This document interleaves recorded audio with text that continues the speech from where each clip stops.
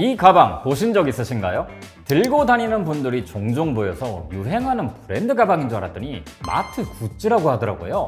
트레이더조라는 미국 마트의 에코백 굿즈죠. 그런데 생각해보면 한국엔 트레이더조가 없잖아요. 우리나라엔 진출하지도 않은 미국 마트 굿즈를 직구로 사서 들고 다니고 있는 겁니다. 한국뿐 아니라 일본에서도 이 가방에 광풍이 불고 있죠. 본진이 미국에선 더합니다. 오픈런은 물론이고 70만원에 리셀까지 된다고 하더라고요. 겨우 2.99달러짜리 에코백을요. 트레이더조 알고 계신가요? 이마트의 피코크가 이곳을 벤치마킹했다고 알려져 있는데요. 미국의 다른 대형마트에 비하면 덩치는 아주 작지만 팬덤이 아주 강력한 마트죠. 트레이더조 때문에 이사 가는 게 망설여진다라는 고객이 있을 정도니까요. 그런데 이 기업요, 하나하나 뜯어보다 보면 수상한 게 한두 군데가 아닙니다. 일단 요즘 같은 시대 온라인 주문을 받지 않습니다. 경쟁사에 비하면 제품도 다양하지 않습니다. 월마트 같은 곳과 비교하면 10분의 1 정도의 제품만을 가지고 있거든요. 할인 판매, 최저가 경쟁도 하지 않죠. 연중 매번 같은 가격으로만 팔거든요.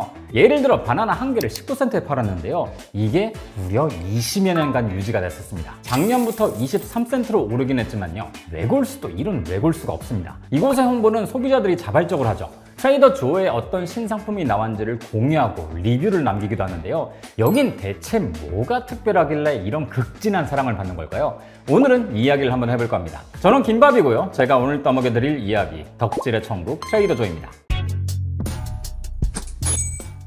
1966년 미국 캘리포니아에 프론토 마켓이라는 편의점이 있었습니다. 조 쿨롬이라는 사람이 운영하던 곳이었죠. 당시 미국 남부에서는 세븐일레븐이 꽤 잘 나갔는데요. 이곳을 모방해서 만든 곳입니다. 매장을 16개쯤까지 늘리면서 장사도 나름 잘 됐죠. 그런데 어느 날 조 쿨롬에게 청천벽력 같은 소식이 들려요. 세븐일레븐이 캘리포니아까지 진출하겠다고 발표를 해버렸거든요. 지금도 그렇지만 편의점은 부동산이 가장 중요합니다. 그런데 세븐일레븐이 막강한 자금력을 앞세워서 밀고 들어오는데 이 작은 편의점이 어떻게 견뎌내겠어요? 질게 뻔하게 보이는 싸움이었죠. 이 상황을 어떻게 할 것인가? 쿨롬이 몇 날 며칠을 두고 고민을 했는데요. 어느 날 신문에서 두 가지 뉴스를 보게 됩니다. 첫 번째는 미국에서 대학 진학자들이 크게 증가했다는 거고요. 두 번째 뉴스는 보잉 747 비행기가 곧 취항할 예정인데 덕분에 국제 여행 비용이 대폭 절감될 거란 뉴스였습니다. 보잉 747은 좌석수가 많기 때문에 한 번에 비행할 때 승객을 더 많이 태울 수 있으니 항공사 입장에서는 단가를 낮출 수 있었거든요. 이 두 기사가 언뜻 보면 관련이 없는 내용처럼 보이는데요. 쿨롬은 여기서 한 가지 힌트를 얻게 됩니다. 사람들의 교육 수준이 더 높아지고 여행을 더 많이 다니게 되면 전보다 더 새로운 음식을 찾게 될 것이란 예측이었죠. 자, 아이디어가 떠올랐으니 할 수 있는 일부터 해야겠죠? 일단 본인이 판매하는 주류 코너에서 맥주의 비중을 크게 줄이고 100종류가 넘는 스카치 위스키와 70여 종의 버번, 50여 종의 럼, 14종의 데킬라를 가져와서 고급 주류를 채우기 시작합니다. 교육 수준이 높고 해외에서 다양한 술을 경험한 사람이라면 이런 좋은 술들을 찾을 거라 생각했던 거죠. 그리고 함께 곁들일 치즈 등 고급 식료품도 채웠고요. 이러면은 국피당 단가도 높아지고 고객당 매출도 높아지니까 그야말로 고부가 가치 전략을 짠 겁니다. 그러고 나서 회사 이름과 컨셉까지 바꿔버렸어요. 그냥 물건을 파는 소매점이면 세븐일레븐에 밀릴 수밖에 없었으니까요. 이때 쿨롬이 주목했던 게 바로 티키 문화입니다. 미국, 특히 캘리포니아에는 티키 스타일의 레스토랑과 바가 많았습니다. 티키는 폴리네시아 예술에서 영감을 받은 문화인데요. 흔히 하와이 하면 떠오르는 이런 이미지를 생각하시면 편하겠네요. 실제로 1959년 하와이가 미국에 주로 편입되면서 유행한 문화거든요. 아무튼 미국에서 유행하던 트레이더 빅이라는 티키 레스토랑이 있었는데요. 쿨롬은 여기서 힌트를 얻습니다.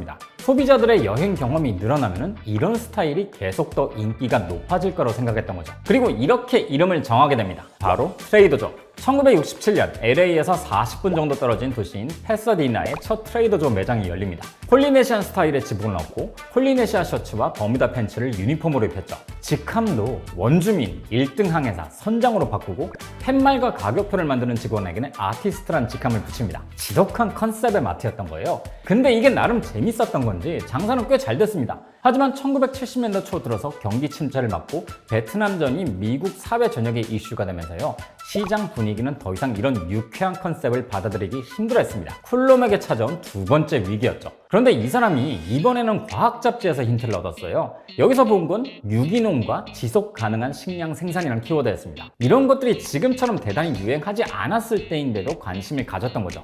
기사대로 트레이더조의 건강한 식품이란 걸 접목해볼 생각을 하는데요. 그렇게 출시한 게 트레이더조의 첫 PB 상품인 그래놀라였습니다. 이후에는 직접 만든 건강한 빵을 찾는 소비자들을 위해서 가정용 제빵 재료나 비타민C를 팔기도 했었죠. 또 매장에서 바로 짜서 마실 수 있는 오렌지 주스 착즙기를 설치하기도 했고요. 그리고 고섬해질 식단과 대장암 관계에 관한 기사를 보고선 밀기울이란 걸 가져다 팔기도 했었습니다. 밀기울은요, 밀을 빻고 채로 쳐서 밀가루를 만들고 남은 잔여물인데요. 이게 섬유질이 굉장히 높거든요. 그런데 이 밀기울 자체가 단가가 너무 낮기 때문에 돈이 안 되다 보니까 밀기울을 파는 업체에서 함께 팔던 견과류와 건과일도 들여와서 함께 팔게 됩니다.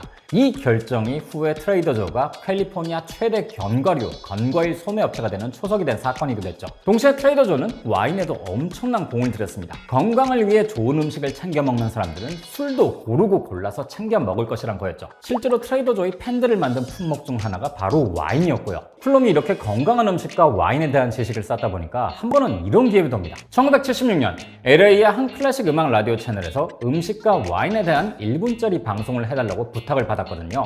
여기에 플럼이 나가게 되는데 이 방송을 무려 12년 동안이나 하게 됩니다.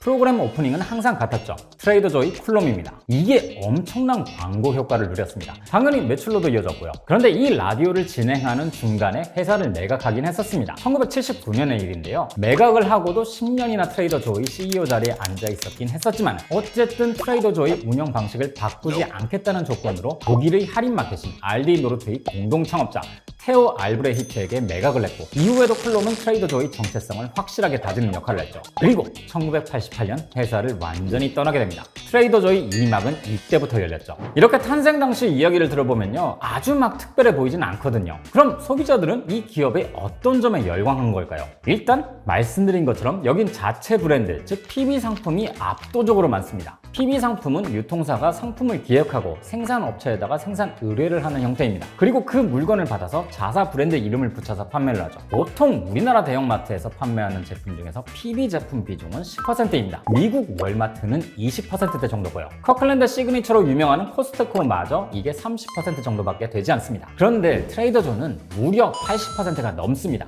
압도적인 수준이죠. 예전엔 PB 브랜드라고 하면은 그냥 저렴한 카피품 정도로 여겼는데요. 트레이더조는 아주 예전부터 품질을 강조하면서 퀄리티 높은 제품을 지향했죠. 그리고 다른 곳에서는 살 수 없는 독특한 제품을 팔았고요. 이게 가능한 이유는 공급업체를 철저하게 비밀로 했기 때문입니다. 우리나라는 포장지에다가 유통사와 제조사를 함께 표기해야 하는데요. 미국에서는 제조사와 유통사가 다르면 둘 중에 하나만 기재해도 됩니다. 아이폰이 중국에서 만들어지지만 메이드 인 차이나 대신에 디자인드 바이 애플이라 써놓는 것처럼 말이죠. 트레이더조도 제조업체명 대신에 디스트리뷰트 바이 트레이더조스 컴퍼니를 주로 쓰죠. 이렇게 공급업체명을 공개하지 않으면요, 기업 입장에선 이득입니다. 만약 공급업체가 밝혀져 있으면 경쟁사들이나 카피캣을 노리는 업체들이 이 공급업체로 달려가서 우리한테도 제품을 공급해달라 이렇게 얘기할 수 있는 거거든요. 이걸 최대한 막아볼 수 있는 거죠. 유사품이 나오더라도 그동안 시간이 걸릴 테니까 트레이더조가 그동안 쌓아온 브랜드 파워로 찍어 누를 수 있고요. 또 트레이더조는 제품을 정말 고르고 골라서 약 4,000 종류 정도의 상품만을 판매합니다. 비중에서 차이가 나지만 코스트코와 비슷한 방식이죠. 트레이더조나 코스트코는 제품 수를 적게 하고 PB 상품의 비중을 높이고 있거든요. 두 마트의 차이가 있다면 코스트코는 일단 회원제이기 때문에 연회비를 내야 하고 죄다 대용량, 대가족형이란 겁니다. 그만큼 할인율도 높긴 하지만요. 반면 트레이더조는 일반 회원비가 없죠. 그리고 묶음 단위로 팔지 않고 개인이나 소규모 가정용으로 팝니다. 1인 가구가 계속 늘어나고 있기 때문에 이들에게는 트레이더조가 더 좋은 선택일 수 있죠. 또 트레이더조의 가장 큰 차별점이라고 하면요, 독특함입니다. 흔하게 볼 수 있는 것보다 독특하고 이색적인 식품들을 파는 것에 초점이 맞춰져 있죠. 우리나라 냉동김밥이 미국에서 엄청나게 유행했다는 뉴스 기억하시는 분들 계실 텐데요. 이 냉동김밥을 팔았던 곳이 바로 트레이더조였습니다. 미국에서 보기 힘든 이국적인 식품을 많이 취급하기 때문에 가능했던 거죠. 심지어 이건 경북 구미에서 만든 냉동김밥을 직수입해서 PB로 만들어 판 겁니다. 대체 여기는 어떻게 알고 의뢰를 한 건지 궁금해지는데요. 아무튼 코스트코가 이걸 보고는 바로 냉동김밥을 입점해서 하면서 팔았죠. 물건을 싸게 파는 유통기업은 많지만 트레이더조는 저가에만 포커스를 두지 않습니다. 새롭고 특별한 식품과 제품, 그리고 이걸 쇼핑하면서 얻을 수 있는 즐거움에 초점을 맞춘 곳이란 거죠. 이 기업은 트레이더조에서의 쇼핑을 보물찾기라고 표현을 하더라고요. 합리적인 가격은 덤이고요. 그래서 미국인들은 자주 쓰는 상품은 월마트나 코스트코, 홀푸즈 마켓에서 사는데요. 트레이더조에서만큼은 색다른 걸 시도하는 특징이 있습니다.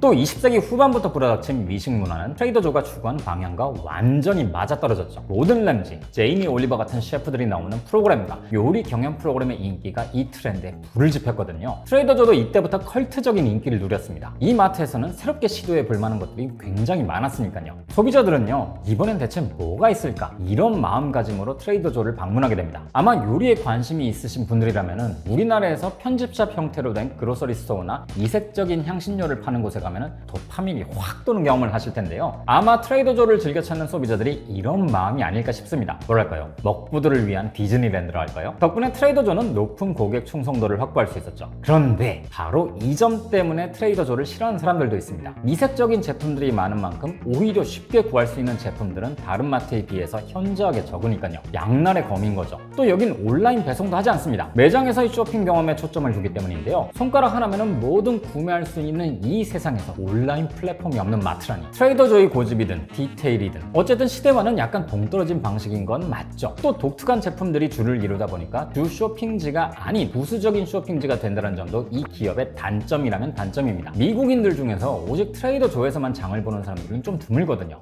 반 트레이더조파가 있긴 하지만은 그래도 미국인들에겐 트레이더조는 여전히 가치가 높은 곳입니다. 소비자들이 직접 바이럴을 할 정도면 말 다 했죠. 집안에서 물건을 주문하고 받아볼 수 있는 시대이긴 하지만은 이렇게 직접 보고 만지고 또 들어보는 방식으로 새로운 것을 마주하는 즐거움은 아무리 시대가 바뀌어도 사람들이 포기할 수 없는 요소지 않을까 합니다. 실제로 가서 보는 건 또 다른 감동이 있거든요. 이건 여행이 주는 즐거움 중 하나기도 하죠. 어쩌면 60년 전 쿨럼이 봤던 미래는 바로 이런 게 아닐까 합니다. 그럼 저는 다음 주에 다시 뵙겠습니다.